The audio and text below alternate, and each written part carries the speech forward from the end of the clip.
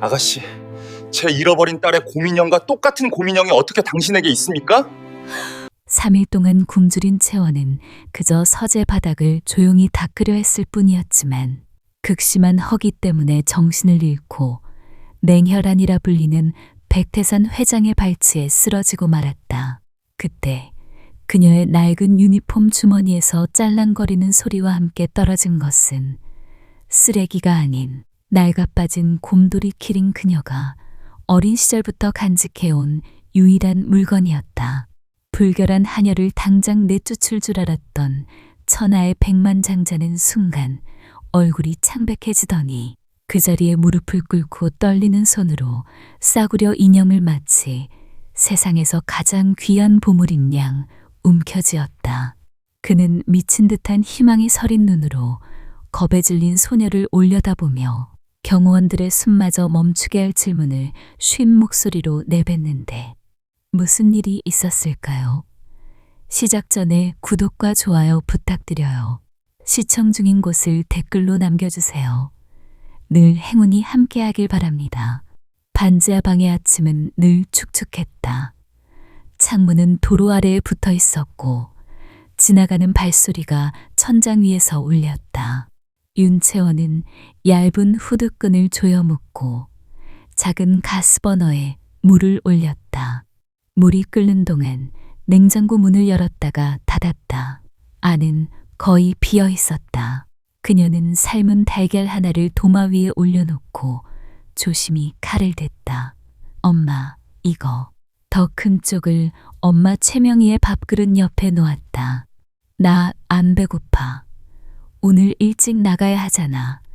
채원은 웃는 얼굴을 만들었다. 웃고 싶어서가 아니었다. 웃지 않으면 지금 이 방이 더 차갑게 느껴질 것 같았다. 명희는 물컵을 들고 기침을 삼켰다. 빈 약 껍질이었다. 채원은 그 움직임을 봤지만 모른 척했다. 사소한 일처럼 보였지만 그 작은 숨김이 오늘을 흔들고 있었다. 그때 휴대폰이 울렸다. 인력 대행사 문자였다. 오늘 백 회장 댁 출근 미이행시 계약 종료. 퇴직금 지급 불가. 채원의 손가락이 굳었다. 눈앞에 요리사 자격증 최종 시험 일정이 떠올랐다. 마지막 연습을 해야 했다. 그런데 오늘 엄마가 못 나가면 끝이었다. 엄마, 오늘은 내가 갈게. 명희가 고개를 저었다. 너는 공부해야지. 너 꿈은 잠깐 미뤄도 돼. 병원비는 못 미뤄. 채원은 말끝을 다 잡아먹듯 단단히 눌렀다. 말이 목구멍에 걸렸지만 삼켰다. 채원은 벽에 걸린 낡은 유니폼을 내려왔다. 엄마 몸이 빠져 더 헐렁해진 옷이었다. 주머니를 손으로 더듬다가 작고 두꺼운 책 한 권을 꾹 눌러 넣었다. 찢어진 표지가 손바닥에 걸렸다. 요리책이었다. 틈나면 현관문을 열자 차가운 공기가 밀려 들어왔다. 채원은 신발끈을 꽉 묶고 계단을 올랐다. 그리고 바로 그때 다시 한번 문자가 떴다. 백가저택 8시 정각 지각시 즉실 제출. 채원은 숨을 내쉬었지만 편해지지 않았다. 오늘은 단순한 대타가 아니었다. 오늘은 그녀의 존엄을 시험하는 날이었다. 백가저택의 정문은 유리처럼 매끈했고 그 앞의 길은 대리석처럼 반듯했다. 채원은 문 앞에서 잠시 멈췄다. 반지하에서 올라온 신발 밑창이 이곳 바닥을 더럽힐까봐 본능적으로 발끝을 모았다. 관리실장이라는 남자가 기다리고 있었다. 임시 고용, 이름 윤채원입니다. 오늘만 대타로 마이너스, 말 길게 하지 마. 그는 채원의 가방을 열게 했다. 손바닥을 펼치게 하고 주머니까지 확인했다. 규정이야. 채원은 얼굴이 뜨거워졌다. 그녀가 여기서 숨기고 싶은 건 도둑질이 아니라 요리책 한 권이라는 게 더 서글펐다. 휴대폰. 채원이 망설이자 관리실장은 눈썹도 까딱하지 않았다. 기계는 필요 없어. 휴대폰이 서랍 속으로 들어가고 세상과의 끈이 끊어졌다. 그 다음은 업무 배정이었다. 복도 은식기. 오늘 내 구역. 복도는 길고 차가웠다. 난방은 틀어져 있지 않았다. 유리창 너머 정원은 정돈돼 있었는데 채원의 손끝은 점점 감각을 잃었다. 은식기는 끝이 없었다. 하나를 닦으면 또 하나가 나타났다. 관리실장은 지나가며 던지듯 말했다. 근무 중 식사 금지. 12시간 끝나고. 채원은 귀를 의심했다. 물은 마셔도 되나요? 그것도 허락받고. 시간이 느리게 걸었다. 배는 아프게 비어 있었다. 현기증이 올라왔지만 채원은 자세를 고쳐 앉았다. 닦고 또 닦았다. 손이 떨렸다. 마이너스 추위 때문만은 아니었다. 그리고 바로 그때 주방 쪽에서 향이 흘러나왔다. 고기 굽는 냄새, 따뜻한 밥 냄새. 채원은 고개를 돌렸다. 문틈으로 직원들이 먹다 남긴 접시가 지나갔다. 그 접시들은 곧 커다란 쓰레기통 위로 기울어졌다. 남은 고기 한 점, 남은 반찬 한 숟갈. 버릴 거면. 채원의 입술이 떨렸다. 말은 나오지 않았다. 그녀는 주먹을 쥐었다. 손톱이 손바닥에 박혔지만 그 작은 통증이 정신을 붙잡아줬다. 오늘은 참아야 했다. 오늘만 버티면 엄마에게 가져갈 약값이 생길지도 몰랐다. 복도 끝 유리창에 채원의 모습이 비쳤다. 헐렁한 유니폼, 마른 얼굴, 그 위로 저택의 샹들리에가 반짝였다. 이곳은 다른 세계였다. 그리고 그 세계의 규칙은 배고픔조차 허락받아야 했다. 정오가 되자 채원은 은식기를 마지막으로 닦아 관리실장에게 보고했다. 손목이 욱신거렸지만 쉬라는 말은 없었다. 주방 심부름, 빨리. 메인 주방은 뜨거웠다. 불 앞에 선 사람들의 얼굴이 붉게 달아올라 있었다. 수석 셰프는 전화를 붙잡고 있었다. 회장님이 또, 그러니까 다시 해보겠습니다. 전화가 끊기자 셰프는 냄비를 노려보며 중얼거렸다. 그 맛이 왜 안 나와? 왜? 채원은 한쪽에서 그 모습을 지켜보다가 끓는 냄비에서 올라오는 향을 맡았다. 익숙하면서도 어딘가 비어 있었다. 그녀의 머릿속에 엄마가 끓여주던 국이 떠올랐다. 싸구려 재료였지만 깊었다. 사소한 일처럼 보였지만 그 냄새가 채원의 손을 움직였다. 셰프가 다시 전화를 받으러 나간 순간이었다. 채원은 주변을 살폈다. 아무도 그녀를 보지 않았다. 그녀는 재빨리 마른 건새우 한 줌과 얇게 썬 무 조금을 집어들었다. 그리고 끓는 육수에 조심스럽게 넣었다. 소리도 나지 않게 물결만 살짝 일었다. 너무해. 돌아온 셰프가 채원의 손목을 잡아챘다. 소나기가 단단했다. 감히 국을 망쳐? 채원은 숨이 막혔다. 죄송합니다. 제가 그냥 마이너스 셰프는 냄비를 엎으려 했다. 다 버려. 다시. 그때 다른 직원이 소리쳤다. 시간 없어요. 서빙 나가야 해요. 주방의 시계는 이미 정오를 넘기고 있었다. 그 오차는 해외 투자자들이 온다는 말이 돌았다. 한 번 늦으면 모든 사람이 책임을 져야 했다. 셰프의 손이 멈췄다. 그는 이를 갈며 채원을 밀쳤다. 내가 뭘 넣었는지. 나중에 마이너스 채원은 넘어질 뻔하다가 조리대 끝을 잡았다. 손바닥이 뜨거운 금속에 닿았지만 참았다. 국은 결국 그대로 담겼다. 접시가 줄지어 나갔다. 셰프는 불안한 눈으로 뒷모습을 쫓았다. 채원은 숨을 죽였다. 그녀는 아직 몰랐다. 그 한 숟갈이 한 사람의 기억을 두드릴 거라는 걸. 주방 문 틈으로 서빙 트레이가 사라지는 순간 채원의 배에서 작은 소리가 났다. 허기였다. 그런데 이상하게도 그 허기가 오늘은 단순히 배만의 문제가 아니었다. 어떤 문이 어딘가에서 조용히 열리고 있었다. 오후 거실은 조용했다. 바닥은 유리처럼 반짝였고 벽에는 그림들이 숨쉬듯 걸려 있었다. 채원은 걸레를 들고 조심조심 발을 옮겼다. 발소리조차 큰 죄처럼 느껴지는 곳이었다. 그때였다. 작은 소리. 아, 노령의 청소부 할머니가 진열장 앞에서 몸을 굳혔다. 손끝이 떨리며 하얀 도자기 하나가 흔들렸다. 그리고 순식간에 바닥으로 떨어졌다. 딱 하고 맑은 소리가 났다. 이어서 조각들이 바닥 위로 퍼졌다. 할머니의 얼굴이 하얘졌다. 나 이제. 그 표정은 단순한 실수가 아니었다. 생계가 끝나는 얼굴이었다. 관리실장이 달려왔다. 누가 그걸 건드렸어. 그의 목소리에 거실 공기가 얼었다. 할머니는 두 손을 모아 떨며 말했다.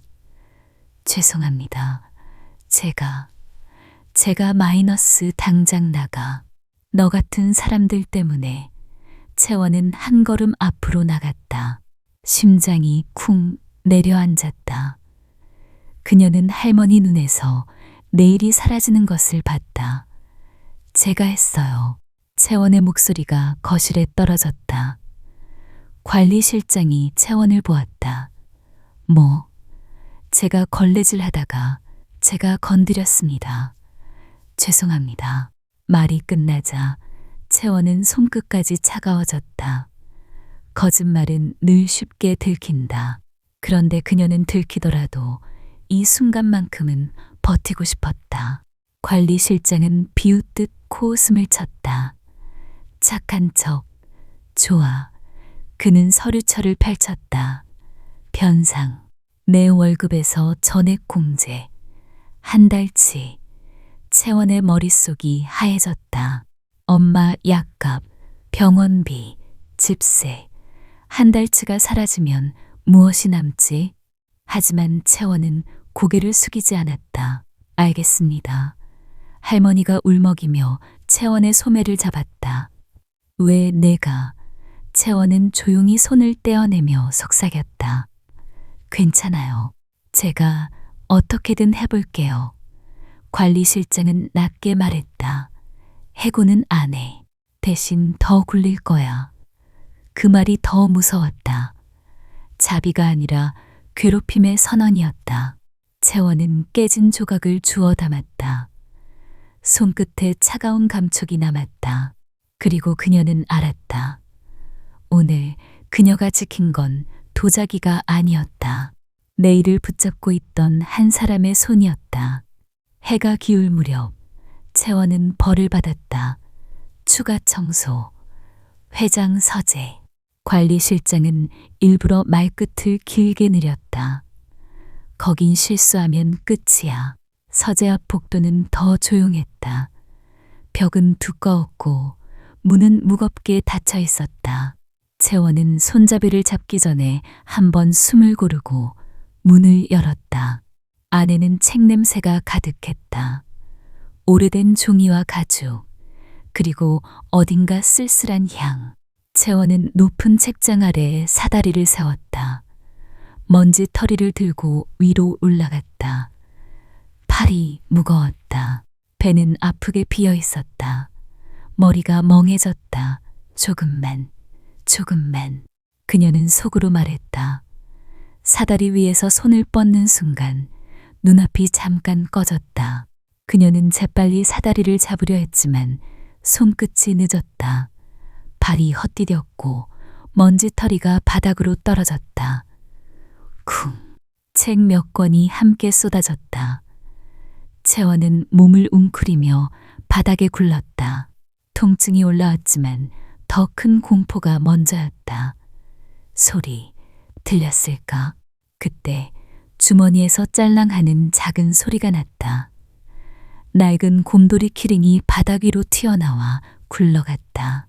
누렇게 바랜 곰 얼굴이 잠깐 빛을 받았다. 채원은 손을 뻗어 키링을 붙잡으려 했다. 하지만 이미 늦었다. 서재 문이 아주 천천히 열렸다. 빛이 문틈으로 길게 들어오고 묵직한 발걸음이 바닥을 눌렀다. 채원은 숨을 삼켰다. 손바닥이 바닥을 짚은 채 고개를 들었다. 검은 그림자 같은 사람이 서 있었다. 백태산, 백가식품 회장. 냉혈한이라 불리는 얼굴이 서재의 어둠 속에서 더 차갑게 보였다. 채원은 일어나려 했지만 다리에 힘이 들어가지 않았다. 그는 아무 말도 하지 않았다.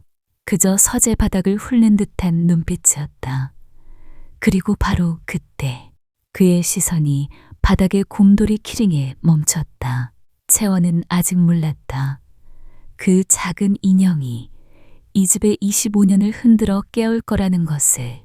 백태사는 서재 문턱을 넘으며 먼저 책더미를 봤다. 그 다음엔 바닥에 주저앉은 낯선 하녀를 봤다. 누가 허락했지?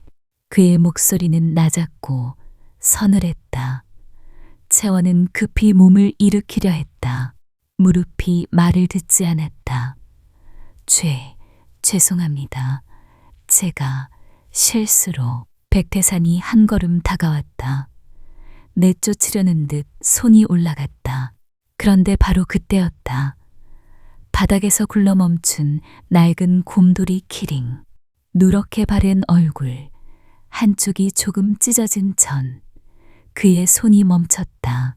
숨이 목에 걸린 사람처럼 입술이 살짝 벌어졌다. 사소한 일처럼 보였지만 그 작은 인형 하나가 서재 공기를 바꿔놓았다. 백태산의 눈이 키링을 따라가더니 천천히 채원의 얼굴로 옮겨왔다. 눈매. 아주 오래전 자신이 매일 아침 바라보던 작은 얼굴의 눈매. 그는 무심코 무릎을 꿇었다. 바닥에 닿는 소리가 거의 나지 않았는데도 채원은 그 장면이 크게 울리는 것 같았다. 백태산의 손가락이 떨렸다. 그는 키링을 집어들었다. 마치 세상에서 가장 귀한 것을 다루듯 조심스러웠다. 이걸 어디서 났지? 쉰 목소리였다. 질문인데도 애원처럼 들렸다. 채원은 겁이 났다. 저 어릴 때부터 주머니에 늘 넣고 다녔어요. 누가 줬어? 엄마가. 부적처럼요. 그는 키링을 쥔 손을 가슴 쪽으로 끌어당겼다. 그리고 갑자기 표정이 일그러졌다. 숨을 들이쉬려는데 공기가 들어오지 않는 듯했다. 백태산이 책장에 손을 짚었다. 손등이 하얗게 질렸다. 회장님. 채원이 반사적으로 다가갔다. 백태산은 고개를 저었지만 몸은 이미 흔들렸다. 그의 시선이 채원을 향했다가 다시 키링으로 떨어졌다. 그는 아직 몰랐다. 자신이 열어버린 문을 다시 닫을 수 없다는 걸. 그리고 바로 그때 채원은 선택해야 했다. 도망칠지 아니면 그를 붙잡을지. 채원은 먼저 손을 뻗었다. 망설일 틈이 없었다. 그녀는 백태산의 팔을 잡아 의자 쪽으로 이끌었다. 백태산은 고집스럽게 버티려 했지만 몸이 말을 듣지 않았다. 채원은 그의 셔츠 앞단추를 빠르게 풀었다. 목 주변이 답답해 보였기 때문이었다. 그 다음 창문 쪽으로 달려가 잠금쇠를 젖혔다. 차가운 공기가 서재로 밀려 들어왔다. 숨을 길게 내쉬세요. 하나, 둘. 채원은 손가락으로 그의 손등을 꾹 눌렀다. 엄마를 간호하며 외웠던 지점이었다. 그녀는 그의 시선을 붙잡듯 낮고 단단한 목소리로 말했다. 저를 보세요. 괜찮아요. 백태산의 눈동자가 흔들렸다. 그의 손이 키링을 놓치지 않으려 더욱 꽉 쥐었다. 그 순간 복도에서 발소리가 쿵쿵 몰려왔다. 관리실장과 경비들이 들이닥쳤다. 회장님. 이 여자가 회장님께 무슨 짓을. 그가 채원의 팔을 거칠게 잡아당겼다. 채원의 어깨가 휘청했다. 아니에요. 쓰러지실 것 같아서. 말이 끝나기도 전에 또 다른 손이 채원의 반대쪽 팔을 잡았다. 서재 공기가 순식간에 거칠어졌다. 그리고 바로 그때 백태산의 목소리가 끊어진 숨 사이로 나왔다. 그 손, 놔. 다들 멈췄다. 믿기지 않는다는 얼굴들이었다. 백태산은 의자 등받이를 잡고 천천히 자세를 바로 세웠다. 눈빛이 다시 차가워졌다. 그러나 그 차가움 안에 이상한 떨림이 남아 있었다. 다 나가. 관리실장이 반발하려 입을 열자 백태산이 한마디를 더했다. 이 아이만 남겨. 서재문이 닫히는 순간 채원은 숨을 크게 들이켰다. 백태산은 여전히 키링을 쥔 채 채원을 똑바로 바라봤다. 그 눈빛은 질문이었다. 그리고 동시에 경고였다. 이 순간을 너도 잊지 마라. 저녁이 깊어졌다. 채원은 회장 집무실로 불려갔다. 문을 열자 방은 넓고 조용했다. 책상 위 스탠드 조명만이 작은 섬처럼 빛나고 있었다. 백태산은 의자에 앉아 있었다. 얼굴은 여전히 창백했다. 손에는 곰돌이 키링이 있었다. 그는 한참을 말이 없었다. 이걸 다시 말해봐. 어릴 때부터 가지고 있었어요. 저는 그게 전부예요. 백태산이 고개를 숙였다가 들었다. 그의 눈빛은 차가운 척했지만 두려움이 숨어 있었다. 그동안 딸을 사칭한 사람들을 얼마나 봤는지 그의 표정이 말해주고 있었다. 내 이름은 윤채원. 내 가족관계는. 채원은 입술을 깨물었다. 엄마와 둘이 살아요. 백태산의 손가락이 키링의 해진 부분을 더듬었다. 그 엄마, 이름이 뭐지? 최명이요. 그 순간 백태산의 눈이 아주 짧게 흔들렸다. 채원은 그걸 놓치지 않았다. 하지만 그는 곧 고개를 돌렸다. 좋다. 오늘 일은 아무한테도 말하지 마.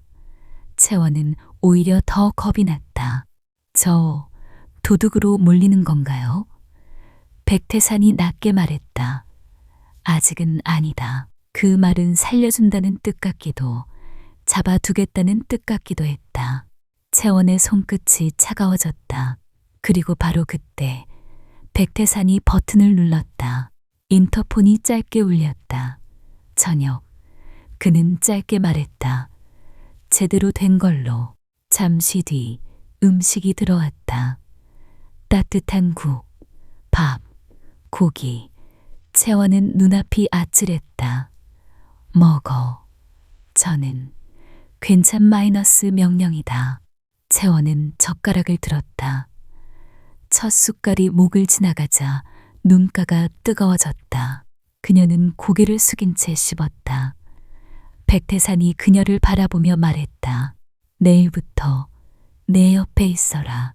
네, 수행비서로 쓰겠다. 채원은 얼어붙었다. 저 같은 사람이요. 백태산의 목소리는 딱딱했지만 손은 키링을 놓지 않았다. 그래야 내가 확인할 수 있으니까. 문이 다시 닫히고 집무실의 공기가 무거워졌다. 채원은 알았다. 이 승진은 축복이 아니라 거대한 시험의 시작이었다. 복도 끝에서 누군가 그 말을 들었다. 오 전무, 백태산의 조카. 그는 입꼬리를 올리지 않았다. 대신 눈을 가늘게 접었다.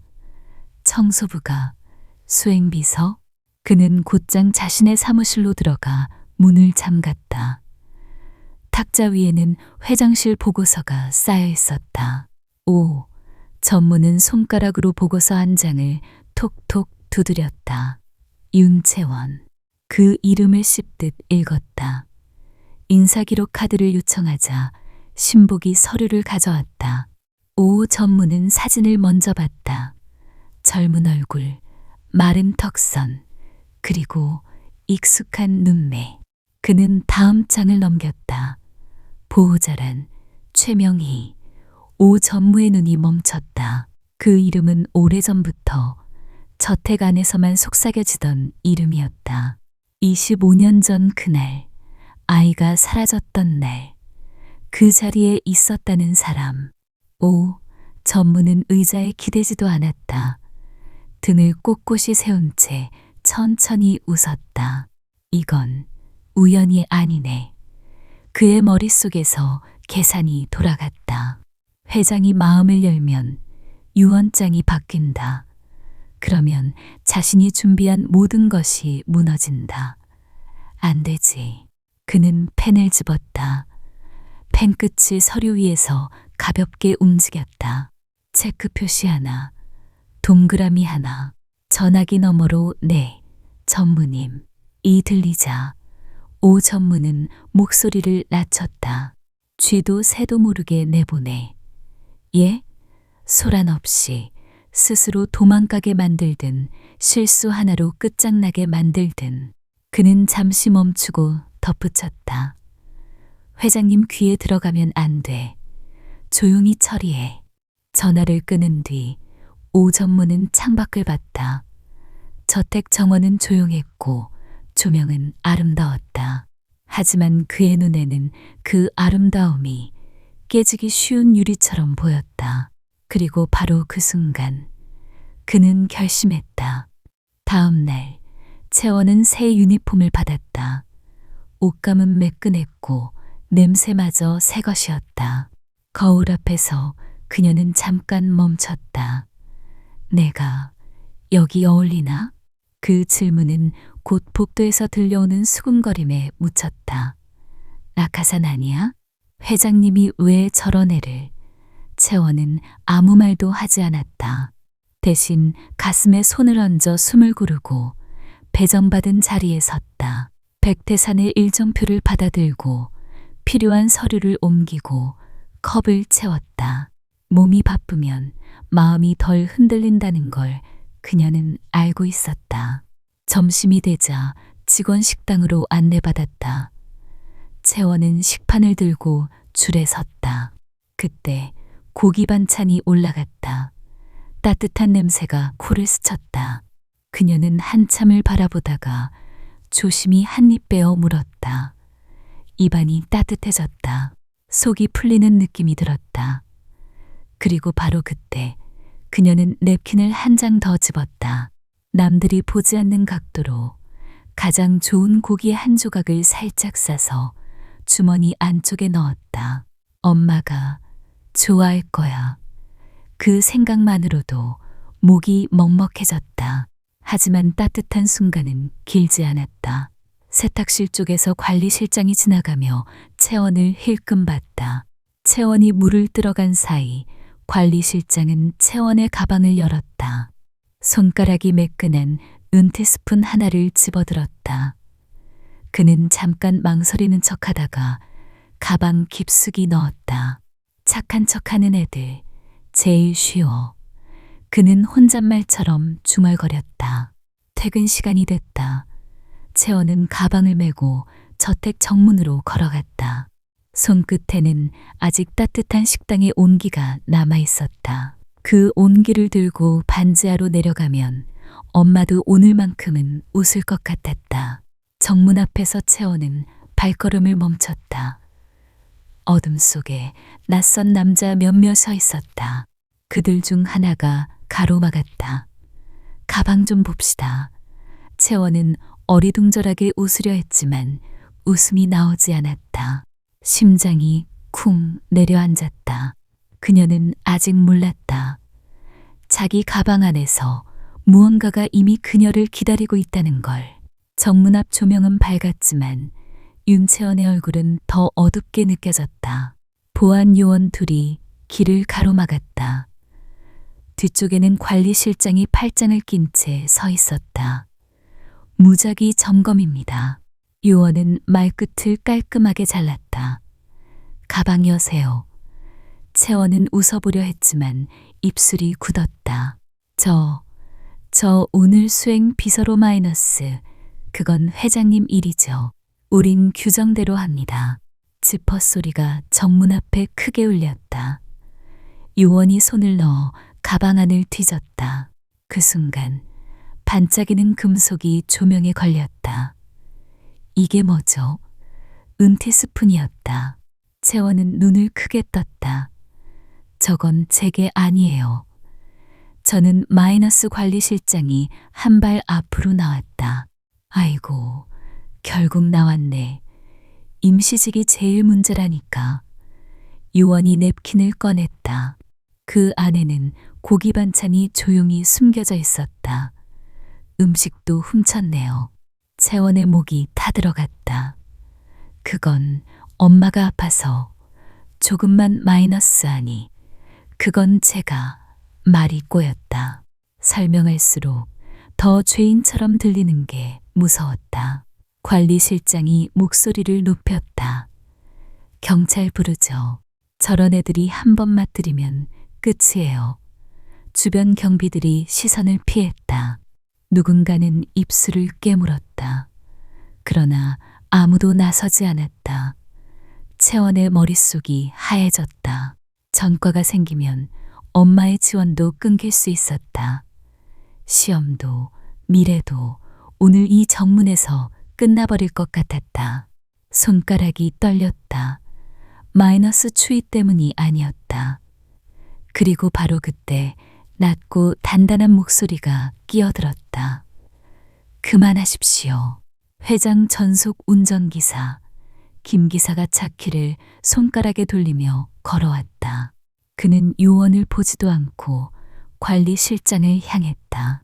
그 물건들 회장님이 직접 가져가라고 하신 겁니다. 관리실장이 순간 굳었다.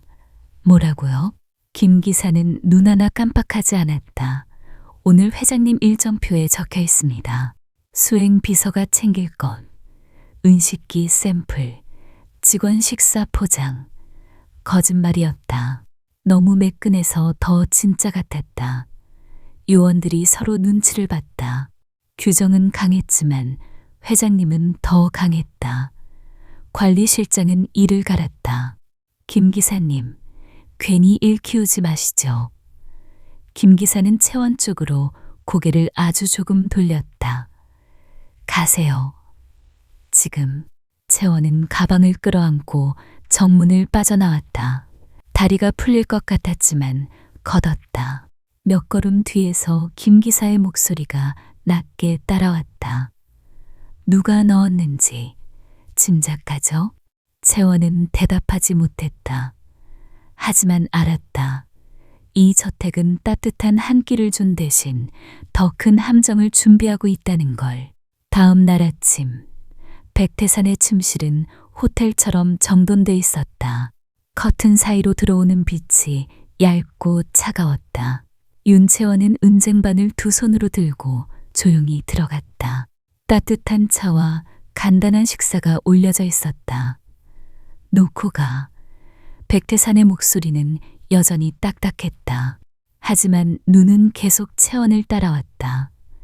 채원은 쟁반을 내려놓고 물러서려 했다. 그때 백태산이 넥타이를 들고 인상을 찌푸렸다. 이거, 매는 법을 잊었다. 채원은 멈칫했다. 회장님이요?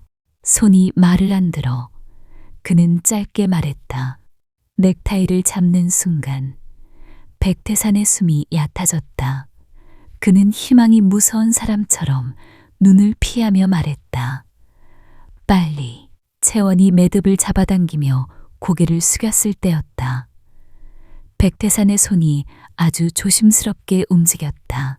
채원의 어깨 위로 흘러내린 긴 머리카락 한 올을 손끝으로 집어 올렸다. 그 동작은 바람에 먼지 하나 떼어내는 것처럼 자연스러웠다. 채원은 알아차리지 못했다. 됐습니다. 채원이 한 발 물러나자 백태사는 넥타이를 만지작거리며 고개를 끄덕였다. 그리고 손안에 숨긴 그 한올을 주머니 속 작은 봉투로 옮겼다. 채원이 나가고 문이 닫히자 방 안의 정적이 더 크게 들렸다. 백태사는 봉투를 꺼내 책상 위에 올려놓았다. 손가락이 떨렸다. 그는 아직 몰랐다. 아니, 알면서도 모른 척했다. 희망이 사실이면 25년이 무너지고 희망이 거짓이면 자신이 또 한 번 부서질 거라는 걸. 그는 서랍에서 다른 봉투를 꺼냈다. 연구소 주소가 적힌 라벨, 그리고 낯선 이름. 가명, 아무도 모르게. 그는 혼잣말처럼 말했다. 잠시 뒤 배달원이 문 앞에 도착했다. 백태사는 봉투를 건네며 눈빛으로 경고했다. 직접 전달. 배달원은 고개를 숙였다. 예, 회장님. 그러나 현관을 나서며 그의 손이 잠깐 멈췄다. 주머니 속 휴대폰이 진동했다. 화면에는 저장되지 않은 번호가 떠 있었다. 약속한 대로 짧은 메시지, 그리고 계좌번호. 배달원은 입술을 깨물고 길을 바꿨다. 백태산이 봉투에 걸어둔 마지막 희망은 이미 다른 손으로 넘어가고 있었다. 전무의 사무실은 차가웠다. 유리창 너머 도시는 빛났지만 방 안 공기는 금속처럼 딱딱했다. 전무는 소파에 앉지 않았다. 서류를 펼친 채 서서 기다렸다. 문이 열리자 신복이 작은 봉투를 내밀었다. 도착했습니다. 전무는 봉투를 손가락으로 튕기듯 받았다. 수고했어. 그는 봉투를 열어 안을 확인했다. 얇은 봉투 속 조심히 담긴 한 올. 이게. 전무는 피식 웃었다. 사람의 인생을 바꾸는 거라고. 그는 책상 서랍을 열었다. 그 안에는 같은 크기의 빈 봉투들이 정리돼 있었다. 그리고 사무실 바깥에서 호출벨이 울렸다. 잠깐 들어와요. 여직원이 들어오자 전무는 부드럽게 웃었다. 그 웃음이 더 무서웠다. 머리카락 한 올만 필요해요. 건강검진 자료에 빠진 게 있어서. 여직원은 당황했지만 고개를 끄덕였다. 전무는 아주 자연스럽게 책상 위의 테이프로 머리카락 한 올을 떼어냈다. 고마워요. 나가도 돼요. 문이 닫히자 전무의 표정은 즉시 사라졌다. 그는 두 봉투를 나란히 놓고 망설임 없이 바꿨다. 채원의 것과 여직원의 것. 자리를 바꾸는 데 걸린 시간은 몇 초뿐이었다. 사소한 일처럼 보였지만 그 몇 초가 백가식품의 미래를 결정할 수 있었다. 전무는 조작된 봉투를 다시 밀봉했다. 이제 결과는 원하는 대로 나오겠지. 그는 신복을 불렀다.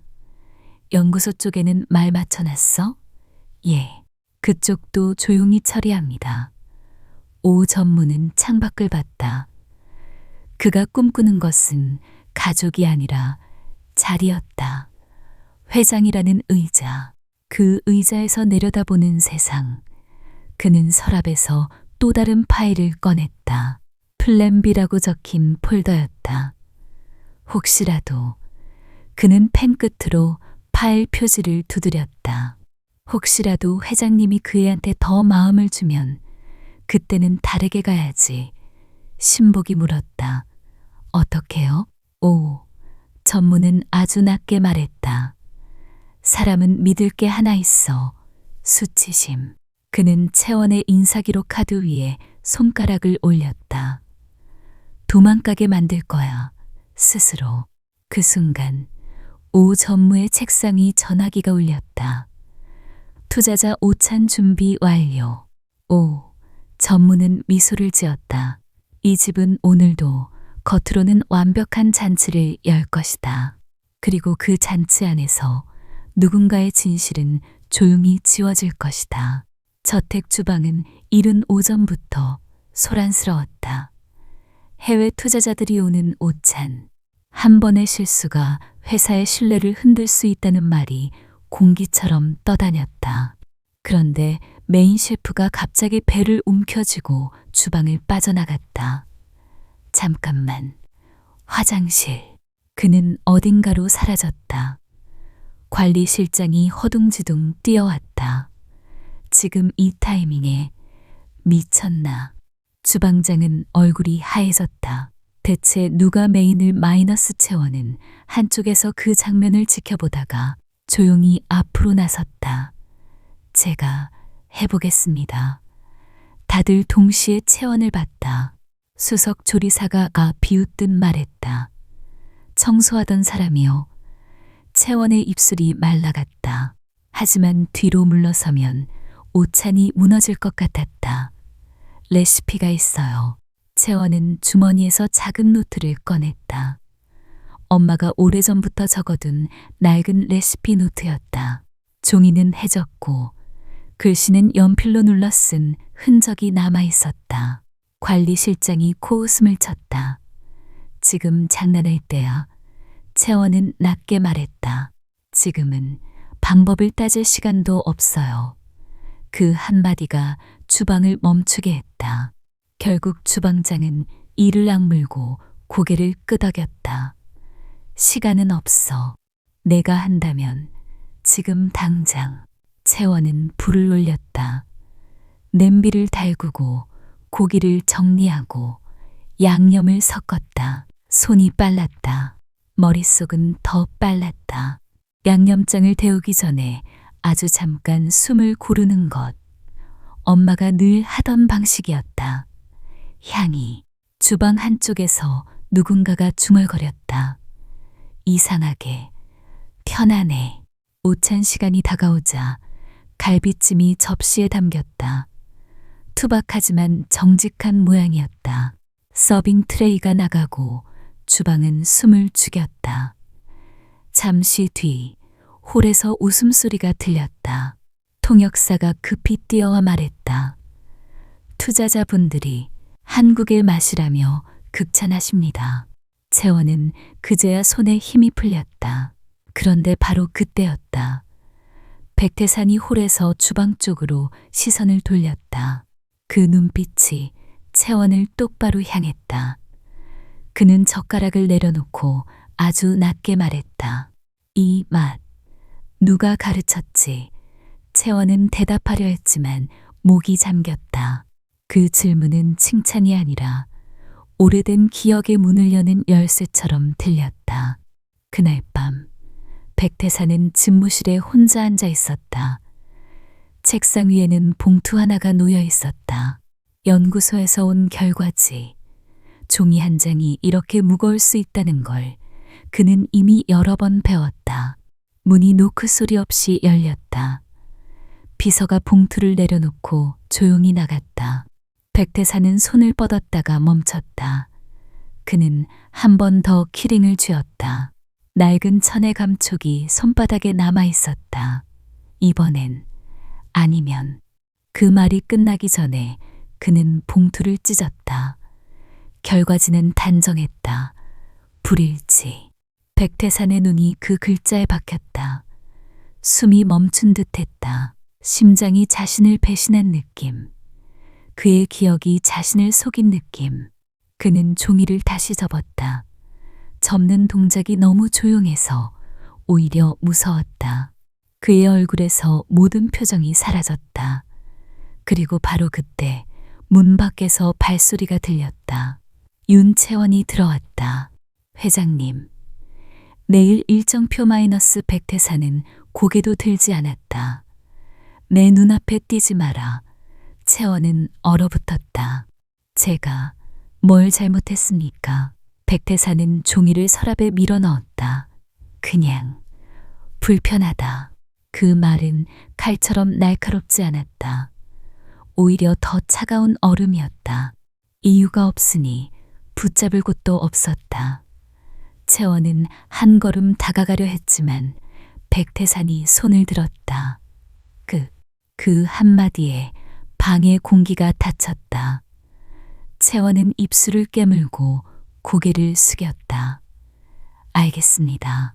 다음 날 그녀는 새 배정을 받았다.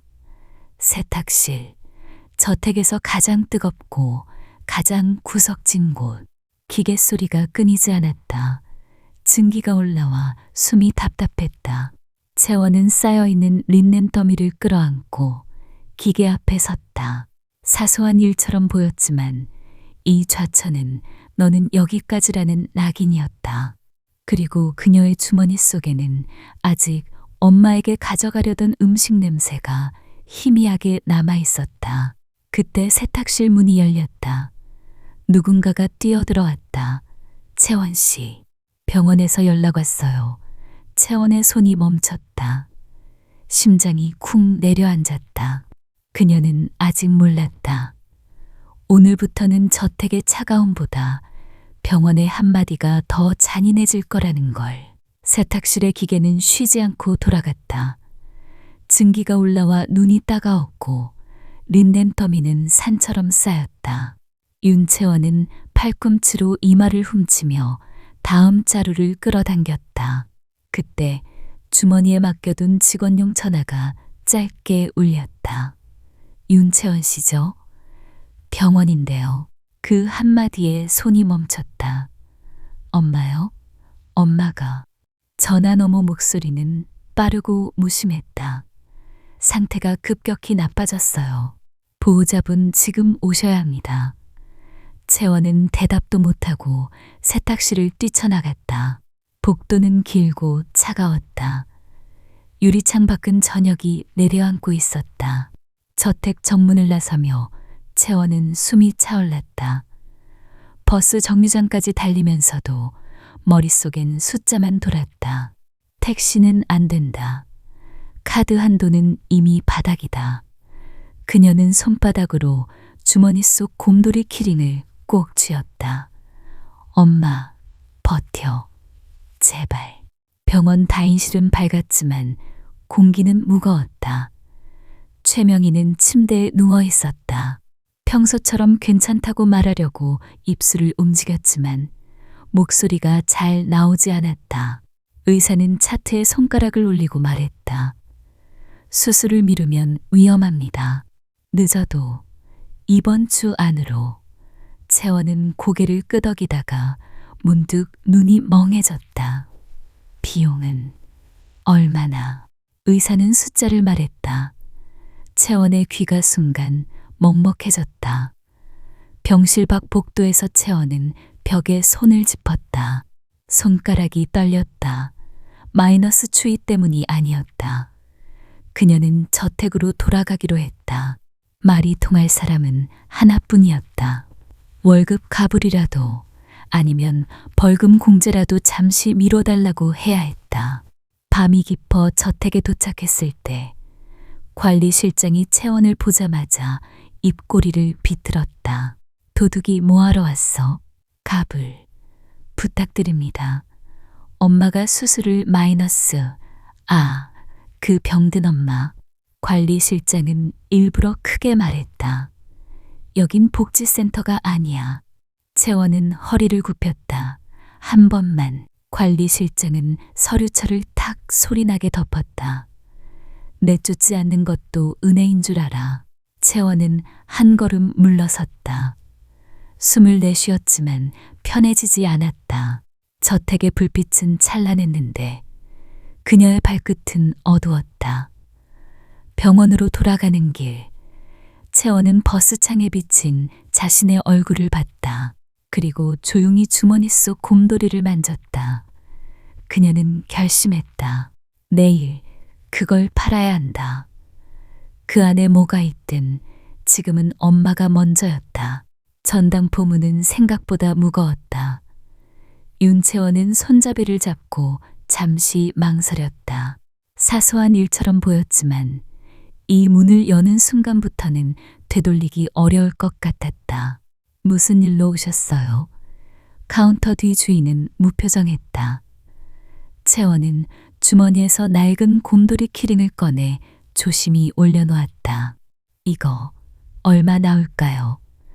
주인이 곰돌이를 들어올려 이리저리 흔들었다. 안에서 짤랑 하는 소리가 났다. 안에 뭐 들었네. 채원의 심장이 작게 울렸다. 그냥 오래된 물건이에요. 주인은 고개를 갸웃했다. 이런 건 세공소에 한번 맡겨봐요. 혹시 안쪽에 들어갔을 수도. 채원은 그 말을 붙잡았다. 곧장 근처 작은 세공소로 갔다. 간판은 낡았고 안에는 조용한 음악이 낮게 흐르고 있었다. 세공사는 돋보기를 눈에 걸치고 곰돌이를 받아들었다. 분해해도 괜찮겠어요? 채원은 목이 말랐다. 네, 대신 다시 원래대로 해주세요. 세공사의 손은 빠르고 정확했다. 작은 도구가 천을 따라 움직였다. 그리고 바로 그때 곰돌이 배 쪽에서 아주 얇은 틈이 드러났다. 세공사가 멈췄다. 여기 숨겨진 공간이 있네요. 그는 조심히 안을 열었다. 작은 증명사진 한 장이 나왔다. 그리고 손톱만한 금속판. 세공사는 글씨를 읽으려 고개를 가까이 했다. 사랑하는 내 딸 백대인에게 아빠가 세상이 잠깐 멈춘 것 같았다. 채원은 숨을 들이쉬었는데도 공기가 들어오지 않았다. 이거 손님 거 맞아요? 세공사가 조심스럽게 물었다. 채원은 대답 대신 사진을 움켜쥐었다. 사진 속 아이는 어렴풋하지만 분명 자기였다. 손끝이 얼어붙었다. 백혜인. 그 이름은 한 번도 불린 적이 없었다. 반지하 방에서도 학교에서도 저택에서도. 채원은 곰돌이를 낚아채듯 가져왔다. 죄송해요. 그만할게요. 세공사가 놀라 일어섰다. 돈은 마이너스 괜찮아요. 밖으로 나오자 찬 공기가 뺨을 때렸다. 채원은 벽에 등을 붙이고 한참을 서 있었다. 명희가 준 유일한 물건, 명희가 부적이라고 말했던 그 곰돌이. 그 안에 다른 세상의 문패가 들어있었다. 그녀는 떨리는 손으로 키링을 다시 잠그며 중얼거렸다. 엄마. 그리고 바로 그때 채원은 방향을 바꿨다.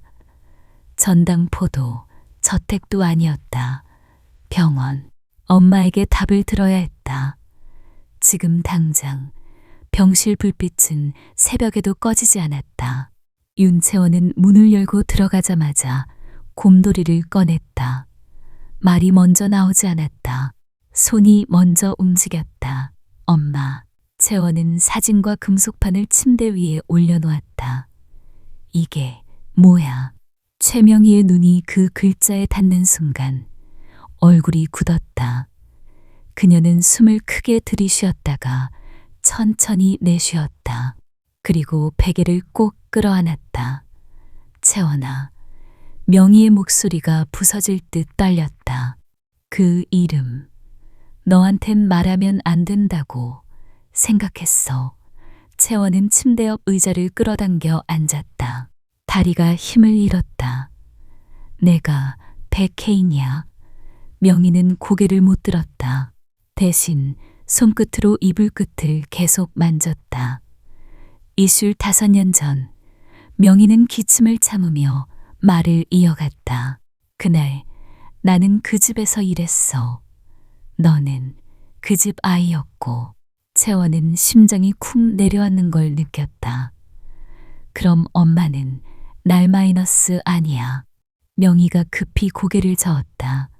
나는 너를 데려가려고 한 게 아니야. 그녀는 두 손으로 얼굴을 가렸다. 저택 뒷마당 덤불 쪽에서 울음소리가 들렸어. 아무도 없었고 너 혼자였어. 채원은 입술을 깨물었다. 왜 그때 돌려보내지 않았어? 명희는 눈물을 훔치며 말했다. 돌려보내려고 했지. 정말로. 그리고 바로 그때 명희가 기억을 더듬듯 고개를 들어 허공을 봤다. 그런데 누군가가 사람들을 시키는 걸 들었어. 그 아이 찾으면 가만두지 않겠다고. 명희의 손이 떨렸다. 나는 무서웠어. 그 집안에서 진짜로 누가 너를 원하고 누가 너를 없애려는지 알 수가 없었어. 채원은 목이 꽉 막혔다. 명희는 계속했다. 그래서 너를 안고 도망쳤어. 시골로. 이름도 바꾸고 숨었어. 그녀는 채원의 손을 붙잡았다. 너를 키우면서 매일 죄책감이었어. 그래도 너를 놓치면 너를 다시 잃을까봐 채원은 손을 빼지 못했다. 그 손에는 따뜻함도 무게도 있었다. 엄마는 나를 사랑했어? 명희는 울면서 고개를 끄덕였다. 내 목숨보다 방 안은 조용했다. 침대 옆 링거 소리만 일정하게 들렸다. 채원은 사진을 다시 집어들었다. 그리고 조용히 말했다. 나는 돈을 받으러 가는 게 아니야.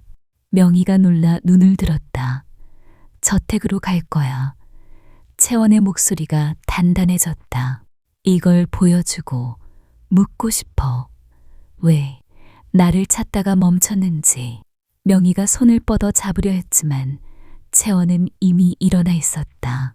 그리고 바로 그때 창밖에서 비가 내리기 시작했다. 빗소리가 커질수록 채원의 결심은 더 또렷해졌다. 폭우는 예고 없이 쏟아졌다. 윤채원은 우산도 없이 저택 정문 앞에 섰다. 옷은 금세 무거워졌고 머리카락에서 물이 떨어졌다. 그녀는 손으로 철문을 두드렸다. 열어주세요. 회장님께 드릴 게 있어요. 경비들이 안쪽에서 나왔다. 눈빛은 차가웠다. 출입 금지입니다. 잠깐만요. 진짜 중요한. 경비 한 명이 손으로 길을 막았다. 채원은 젖은 바닥에서 발을 헛디뎠다. 넘어지지는 않았지만 가슴이 철렁 내려앉았다. 제발요. 이건. 채원은 곰돌이를 꺼내 보였다. 회장님께서 아실 물건이에요. 경비는 고개를 돌렸다. 지시받았습니다. 들이지 말라고. 그때 우산 하나가 정문 쪽으로 다가왔다. 검은 우산 아래 오 전무가 서 있었다.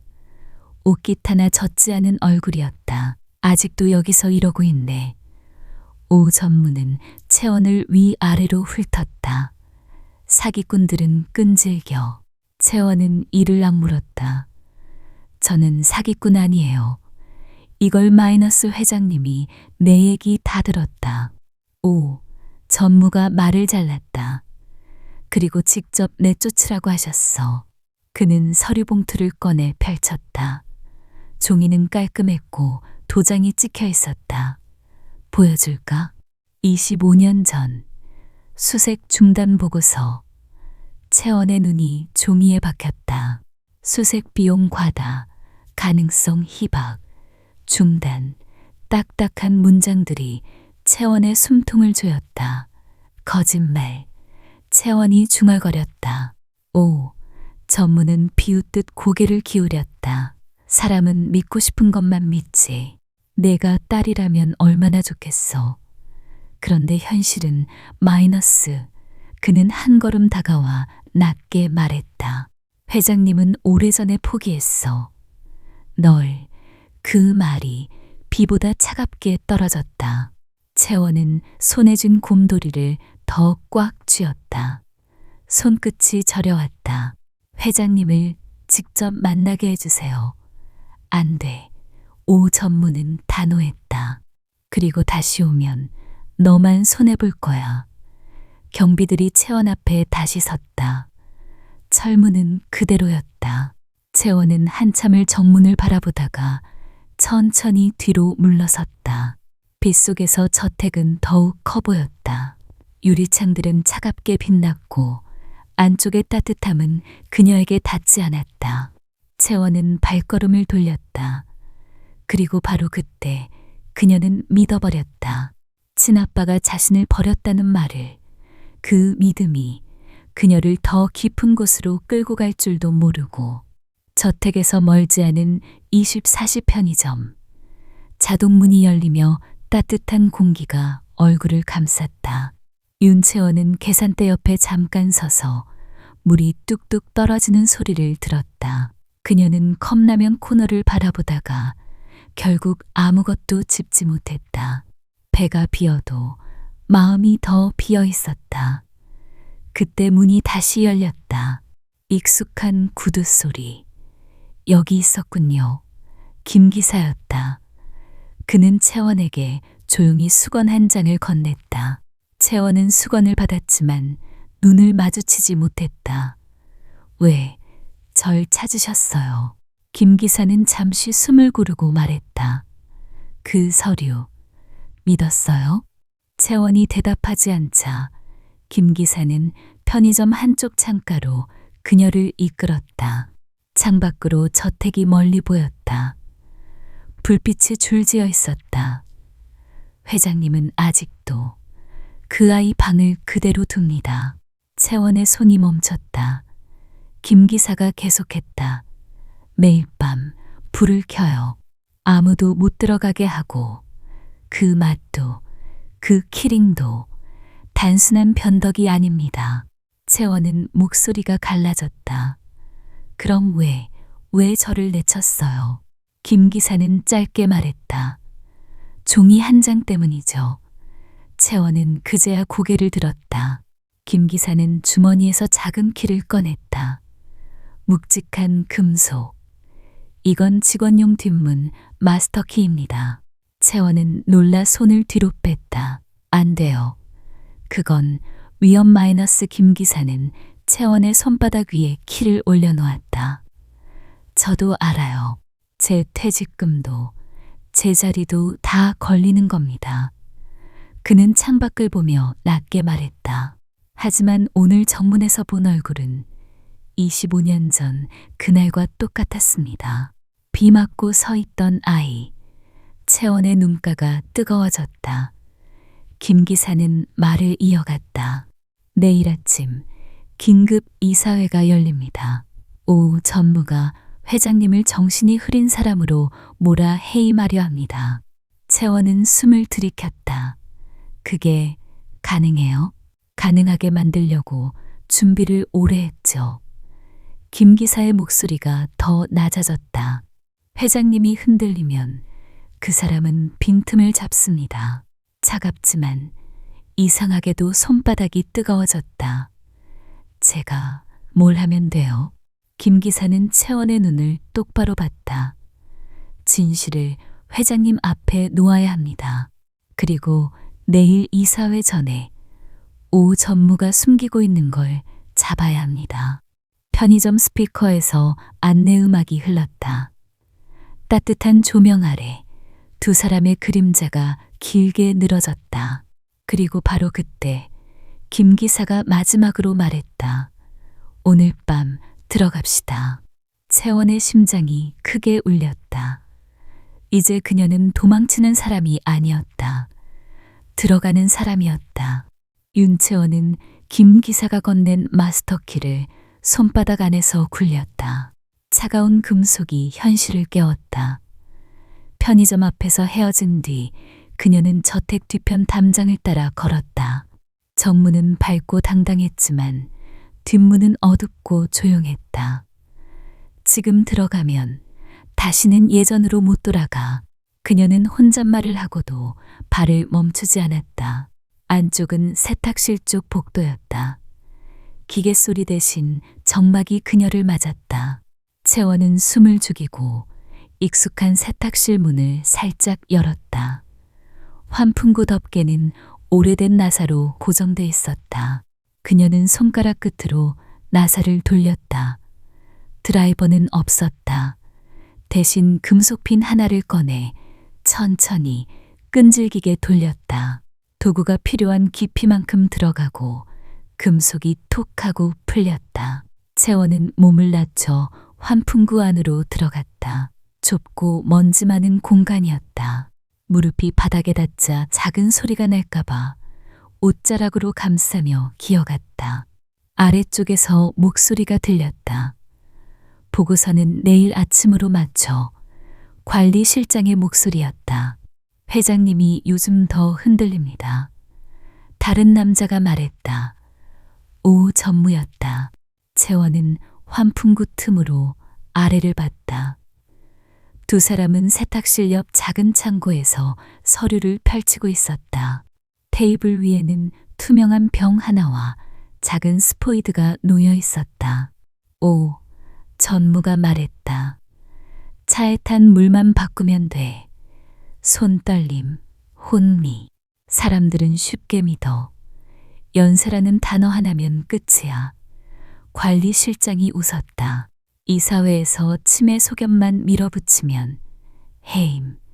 그리고 내 자리. 오, 전무의 목소리는 차갑게 정리됐다. 채원의 목이 말라붙었다. 아빠가 마이너스 아니 회장님이 매일 마시는 물, 매일 같은 루틴, 그 틈에 약물을 섞어왔다니. 그녀는 주머니에서 깨진 휴대폰을 꺼냈다.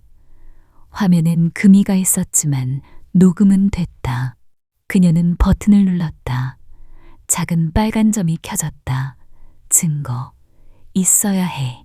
그 순간 환풍구 안에서 그녀의 팔꿈치가 양동이 손잡이에 살짝 닿았다. 소리가 너무 또렷했다. 아래의 대화가 멈췄다. 오 전무가 고개를 들었다. 방금 뭐 들었어? 채원은 숨을 삼켰다. 심장이 뛰는 소리가 환풍구를 울리는 것 같았다. 그리고 바로 그때 아래에서 의자가 끌리는 소리가 났다. 누군가 위를 보기 시작했다. 환풍구 덮개를 닫을 시간도 없었다. 채원은 뒤로 기어가다 손바닥이 미끄러져 금속에 긁히는 듯한 감각을 느꼈다. 하지만 아픔은 뒤로 밀렸다. 아래에서 문이 벌컥 열리는 소리가 났다. 위에 있어. 누군가 소리쳤다. 채원은 환풍구 끝을 향해 몸을 던지듯 빠져나왔다. 세탁실 문을 열자 차가운 복도가 입을 벌리고 있었다. 그녀는 신발을 들고 맨발로 뛰었다. 복도 모퉁이를 도는 순간 반대편에서 손전등 빛이 번쩍였다. 보안 요원들이었다. 거기 채원은 방향을 바꿔 계단을 올랐다.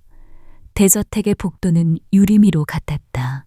왼쪽도 오른쪽도 비슷했고 문들은 모두 똑같은 금색 손잡이를 달고 있었다. 그녀는 김 기사가 준 키를 꽉 쥐었다. 그리고 머릿속에서 한문이 떠올랐다. 그 방.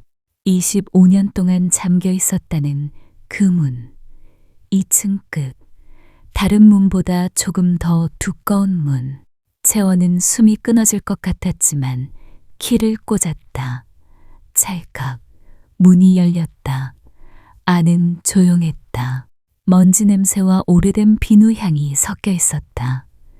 작은 침대, 오래된 책상, 벽에 걸린 그림들. 채원은 발을 멈췄다. 벽 한쪽에 걸린 크레용 그림, 서툰 선으로 그린 곰, 그리고 옆에 적힌 글씨. 채원은 어렴풋하게 기억했다. 아주 오래전 자신이 공책에 따라 그리던 모양과 같았다. 이 방, 진짜였어.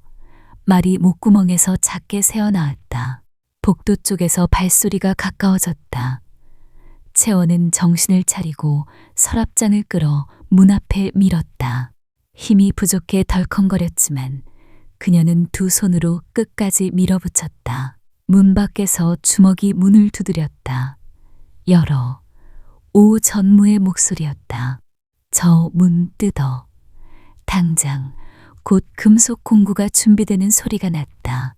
단단한 도구가 문틈을 찾아 움직였다. 채원은 뒤로 물러나 방 안을 한 번 더 훑었다. 이곳은 누군가가 시간을 멈춰둔 성지 같았다. 그리고 바로 그때 문이 크게 흔들렸다.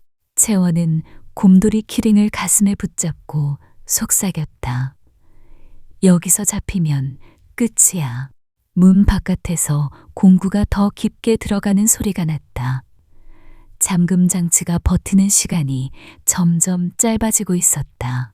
문이 흔들릴 때마다 방 안의 먼지가 가늘게 떨어졌다. 채원은 숨을 죽인 채 서랍장 옆에 섰다.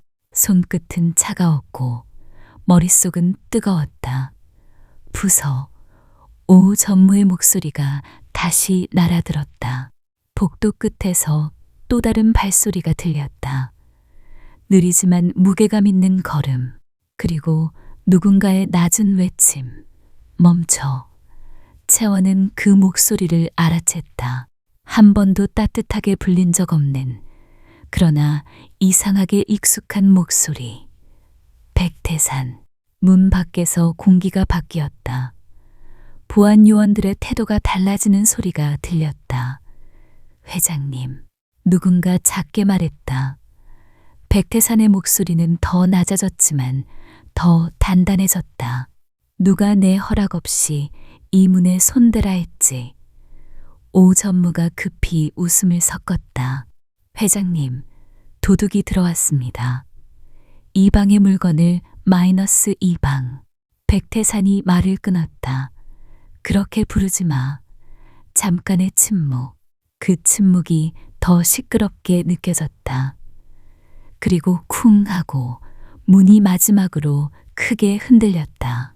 잠금 장치가 버텼던 시간이 끝났다. 문이 열리며 서랍장이 밀려났다.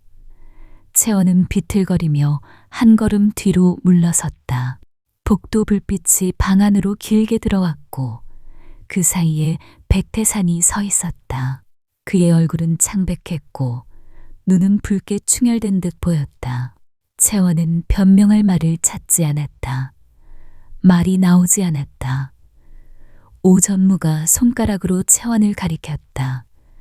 저 여자입니다. 백태산의 시선은 오 전무를 스치고 다시 채원에게 고정됐다. 채원은 주머니에서 곰돌이 키링을 꺼냈다. 그리고 천천히 그 배 쪽에 숨겨진 틈을 열었다. 작은 사진과 금속판을 손바닥 위에 올렸다. 백태산의 눈동자가 흔들렸다. 그는 한 걸음, 또 한 걸음 다가왔다. 마치 바닥이 꺼질까 두려운 사람처럼 조심스러웠다. 채원은 아무 말도 하지 않았다. 대신 금속판의 글씨가 보이도록 손을 조금 더 들어 올렸다. 사랑하는 내 딸. 백태산의 입술이 거의 움직이지 않게 떨렸다. 오, 전무가 억지로 웃었다. 회장님, 그건 조작일 수도. 백태산이 고개를 들었다. 그 눈빛 하나로 복도 전체가 얼어붙었다. 그리고 바로 그때 채원은 알았다. 이 방에서 처음으로 부녀라는 단어가 말없이 숨을 쉬기 시작했다는 걸. 하지만 그 숨은 오래 버티지 못할지도 몰랐다. 백태산은 금속판을 받아들었다. 손가락이 떨려 글씨 위를 몇 번이나 더듬었다. 채원은 그의 손이 무너질까봐 반사적으로 한 발 다가갔다. 회장님. 그 말은 위로가 아니라 붙잡는 말이었다. 백태산의 입술이 천천히 움직였다.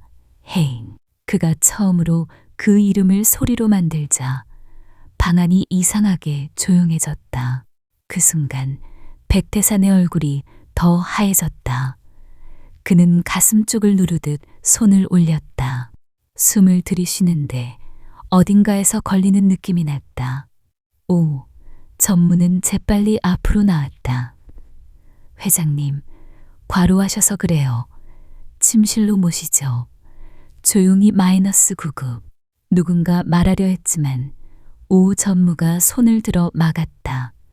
소란 피우지 마. 외부에 알리면 주가가 마이너스 백태산의 무릎이 꺾였다. 그는 바닥으로 쓰러지듯 내려갔다. 채원은 즉시 그의 어깨를 받치려 했다. 회장님, 저를 보세요. 채원은 그의 손을 잡고 숨을 쉬게 하려 애썼다. 그는 대답하지 못했다. 오, 전무가 날카롭게 말했다. 다들 물러서. 그냥 안정이 필요해. 침실로 옮겨. 관리실장이 보안 요원들에게 눈짓했다. 움직여. 채원은 그 순간 깨달았다. 이건 안정이 아니었다. 시간을 벌려는 거였다. 백태산이 말을 못하면 유언장도 인정도 아무것도 바뀌지 않는다. 채원의 머릿속에 세탁실 환풍구 아래의 병이 번쩍 떠올랐다. 차에 탄 물만 바꾸면 돼. 그 말이 지금 이 방에서 결과가 되고 있었다. 채원은 떨리는 손으로 자신의 가방을 더듬었다. 엄마를 위해 늘 챙기던 약 파우치, 응급 상황을 대비해 간호사에게 배운 것들. 그러나 보안 요원이 그녀의 팔을 붙잡았다. 비켜요. 채원은 이를 악물었다. 비키세요. 지금은 옮길 때가 아니에요. 오, 전무가 낮게 웃었다. 누가 널 믿어? 내가 무슨 전문 마이너스 채원은 더 이상 말을 하지 않았다. 말로는 이기지 못한다는 걸 이 집에서 배웠다. 그녀는 눈을 들었다. 방 한쪽에 놓인 무거운 청동상이 보였다. 그 순간 결심이 뚝 떨어졌다. 내가 움직이지 않으면 끝난다. 그리고 바로 그때 채원은 청동상을 향해 달려갔다. 윤채원은 청동상을 두 손으로 들어올렸다. 팔이 후들거렸지만 멈추지 않았다. 그녀는 복도 천장 쪽의 화재 감지기를 향해 한 걸음, 두 걸음 다가갔다. 야, 뭐하는 마이너스 5전무의 말이 끝나기도 전에 채원은 청동상을 올려쳤다. 쾅! 감지기가 깨지며 사이렌이 울렸다. 귀를 찢는 소리였다. 곧 천장에서 스프링클러가 터지며 물줄기가 쏟아졌다. 복도는 순식간에 아수라장이 됐다. 사람들이 놀라 뒤로 물러났다. 미끄러운 바닥에 발이 엉켰고 고함이 섞였다. 채원은 그 혼란을 발판 삼아 백태산에게 달려갔다. 김 기사님. 그녀는 목이 터지게 외쳤다. 여기요, 회장님. 그때 오 전무가 채원의 머리카락을 거칠게 붙잡았다. 채원의 고개가 뒤로 젖혀졌다. 미친 짓 하지 마. 채원은 순간 이를 악물었다. 그녀는 오 전무의 손을 떼어내려 몸을 비틀었고 끝내 그의 소매 쪽을 짧게 물어 손이 풀리게 만들었다.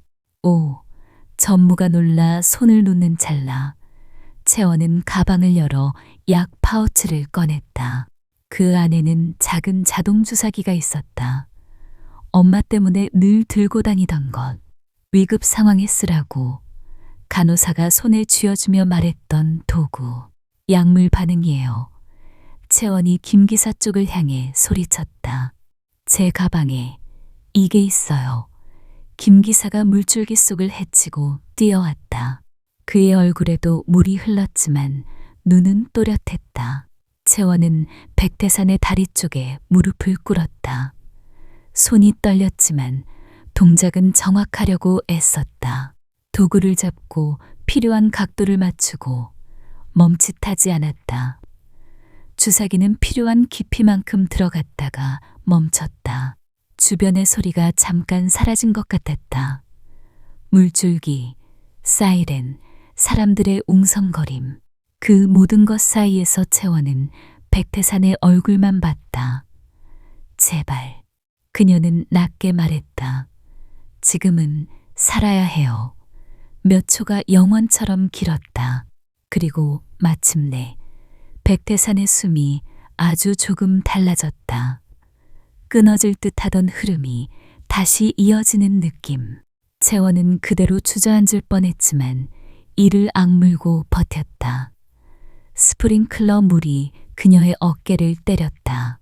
그런데 이상하게도 그 차가운 물이 그녀를 깨우는 것 같았다. 복도 끝에서 멀리서 또 다른 사이렌 소리가 겹쳐 들려오기 시작했다. 누군가가 외쳤다. 밖에 구급대, 경찰. 전무의 얼굴이 일그러졌다. 그는 한 걸음 뒤로 물러서며 아직 끝나지 않았다는 눈빛을 던졌다. 스프링클러 물줄기가 멎을 즈음 저택 로비는 젖은 발자국과 젖은 숨으로 가득했다. 구급대원들이 들것을 밀고 들어왔고 경찰이 뒤따라왔다. 사람들은 어느새 두 갈래로 갈라졌다. 윤채원은 바닥에 무릎을 댄 채 백태산의 손끝을 놓지 않았다. 그의 숨이 이어지는 걸 확인하자 그제야 눈물이 뚝 떨어졌다. 여기요, 회장님. 여기 있습니다. 김 기사가 구급대원에게 길을 열어주며 말했다. 그 순간 오 전무가 빠르게 다가왔다. 젖은 바닥에서도 그의 눈은 마르고 차가웠다. 휴대폰. 그가 채원의 손을 향해 뻗었다. 증거. 그딴 거. 그리고 바로 그때 채원이 몸을 돌려 휴대폰을 가슴에 숨겼다. 깨진 화면 너머 녹음 버튼이 아직 살아있었다. 이건 제 손에서 안 떠나요. 전무가 이를 악물고 다시 손을 뻗는 순간 고용인 몇 명이 앞으로 나왔다. 처음엔 한 명, 그 다음엔 두 명. 전무가 소리쳤다. 하지만 한 아주머니가 떨리는 목소리로 말했다. 전무님, 오늘은 못 비켜요. 채원은 그 틈에서 휴대폰을 스피커로 전환했다. 다 같이 들으세요. 로비에 낮고 선명한 목소리가 울렸다. 차에 탄 물만 바꾸면 돼. 내일 이사회에서 밀어붙이면 끝이야. 사람들의 얼굴이 굳었다. 누군가는 손으로 입을 가렸다. 침묵이 더 시끄럽게 느껴졌다. 전무는 순간 웃으려 했다. 조작입니다. 저건 마이너스 경찰이 앞으로 나왔다. 녹음 원본 확보하겠습니다. 오 전무의 손이 공중에서 멈췄다. 경찰이 그의 팔에 손을 얹는 순간 오 전무는 처음으로 뒤로 물러났다. 그가 발버둥치자 물이 튀었고 젖은 바닥이 더 미끄러워졌다. 전무 오 씨, 동행하시죠. 차가운 금속 소리가 짧게 울렸다. 그때 들것 위에서 백태산이 아주 희미하게 눈을 떴다. 그의 시선은 사람들을 지나 윤채원에게 멈췄다. 채원이 숨을 삼키며 고개를 들었다. 백태산의 입술이 떨렸다. 혜인아. 그 한마디에 로비 전체가 멎은 것처럼 조용해졌다. 채원은 대답을 해야 할 것 같았지만 목소리가 나오지 않았다. 그리고 바로 그때 구급대원이 말했다. 대화는 병원에서 하시죠. 지금은 이동해야 합니다. 병원 VIP실은 조용했다. 커튼은 두껍고 소리는 부드럽게 흡수됐다. 윤채원은 침대 옆 의자에 앉아 손을 무릎 위에 올려놓았다. 젖은 유니폼은 갈아입었지만 마음은 아직 로비에 남아있었다. 백태사는 산소 마스크를 벗어놓고 물컵을 손에 쥐었다. 손이 아직 미세하게 떨렸다. 그가 말을 꺼내려다 멈췄다. 말이 목구멍에 걸린 사람처럼 눈가가 붉어졌다. 채원은 먼저 고개를 숙였다. 회장님, 저는 미안하다. 백태산이 짧게 잘랐다. 내가 종이 한 장을 믿었다. 그는 침대 옆 서랍에서 접힌 결과지를 꺼내려다 손을 걷었다. 그날 내가 쓰러졌을 때도 나는 널 의심했다. 채원의 손가락이 움찔했다. 그녀는 화를 내고 싶었지만 그럴 힘이 없었다. 대신 낮게 말했다. 저도 무서웠어요. 그런데 더 무서운 게 있었어요. 엄마가. 백태산의 눈빛이 날카로워졌다. 최명희. 그 이름이 방 안에서 돌처럼 굴렀다. 그 여자는 마이너스 백태산의 목소리가 떨렸다. 내 딸을 데려간 사람이다. 채원의 심장이 내려앉았다. 아빠가 그분을 그렇게 부르면 저는 못 있어요. 백태산이 굳었다. 채원은 숨을 크게 들이쉬었다. 그리고 행동으로 버텼다. 침대 옆 테이블에 곰돌이 키링을 올려놓았다. 사진과 금속판도 함께. 그분은 저를 숨겼어요. 채원이 또렷하게 말했다. 그게 죄라면 저도 알아요. 그런데 그분이 없었으면 저는 여기 없어요. 백태산이 이를 악물었다. 법대로 마이너스 아니요. 채원이 고개를 저었다. 법보다 먼저 제가 있어요. 짧은 침묵. 백태산의 숨이 길게 빠져나왔다. 편해지지 않는 숨이었다. 채원이 마지막으로 말했다. 아빠가 그분을 건드리면 저는 다시 사라질 거예요. 백태산의 눈이 흔들렸다. 그는 손을 뻗어 키링을 만졌다.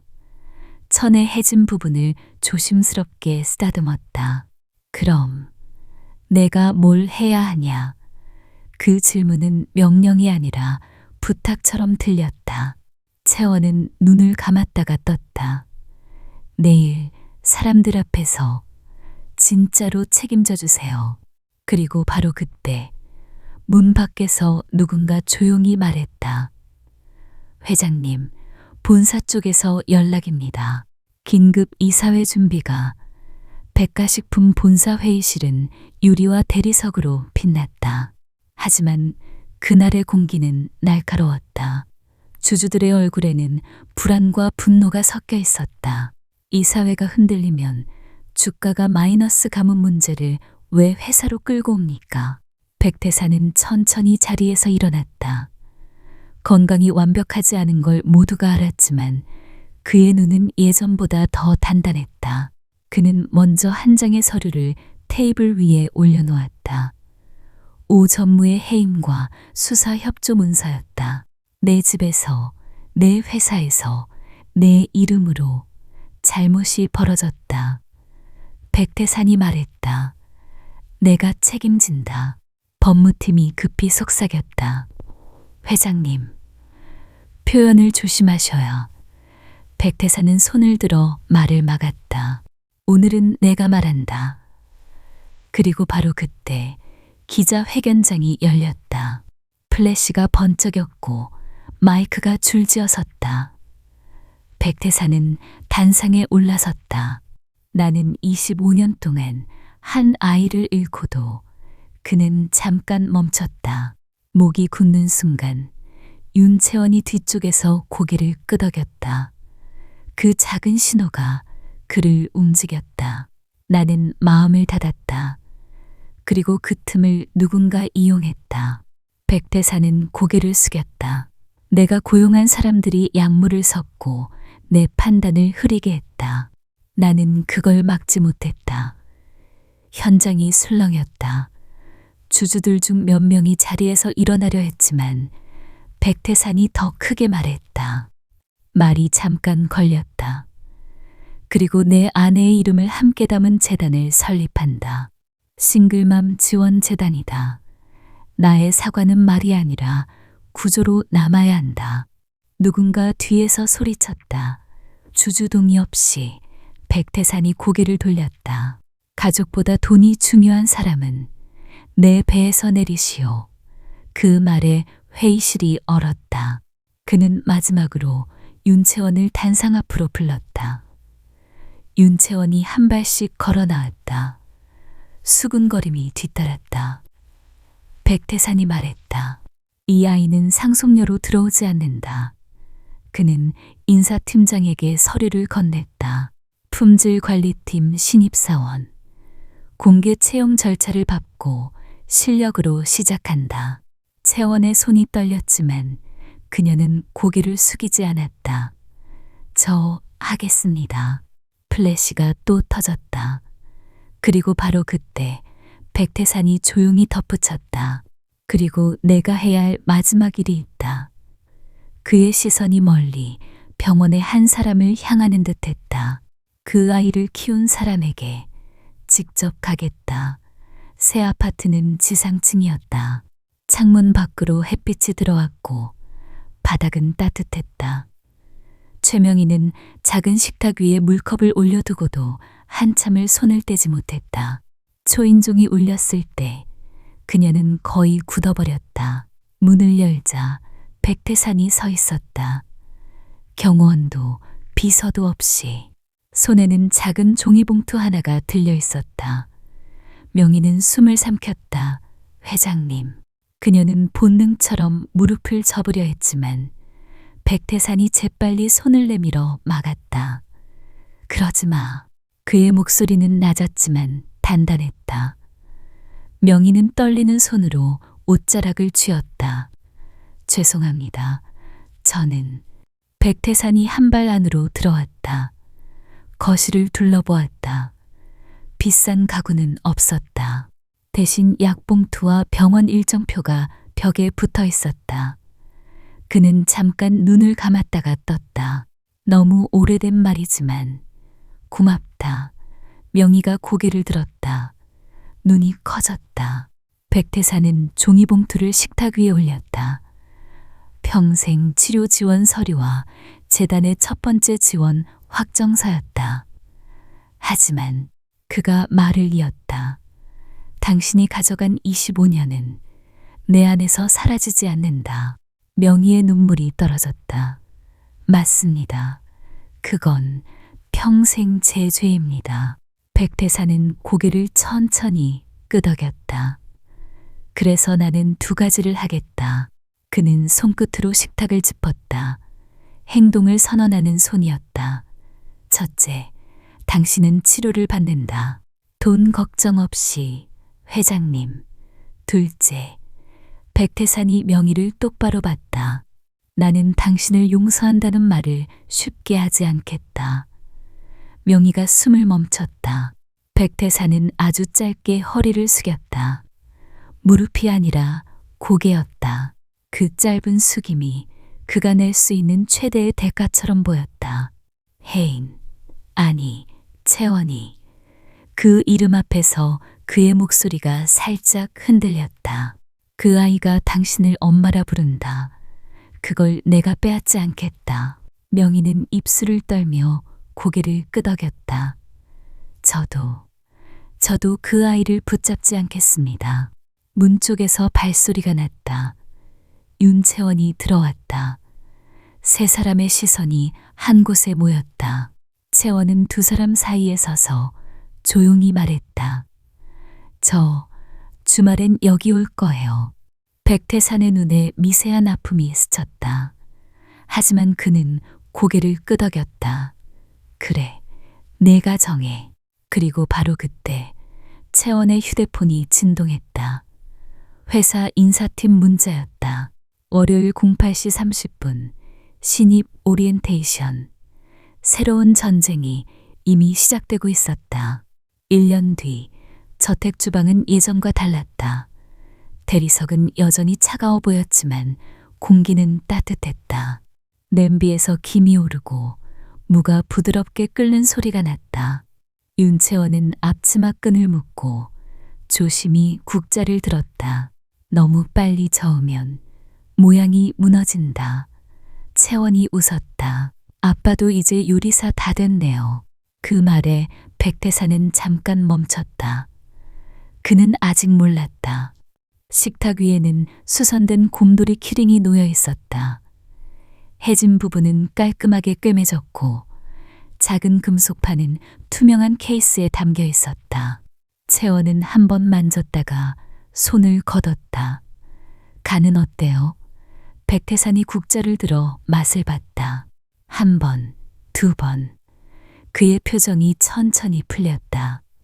눈가가 약간 젖는 듯 했지만 그는 고개를 들었다. 그 맛이다. 그 말이 나오자 주방 문이 열렸다. 김 기사가 먼저 들어왔고 뒤이어 최명희가 조심스럽게 들어왔다. 이제는 숨이 덜 가빴다. 옆에는 몇몇 직원들이 접시를 들고 따라왔다. 잠깐의 어색함.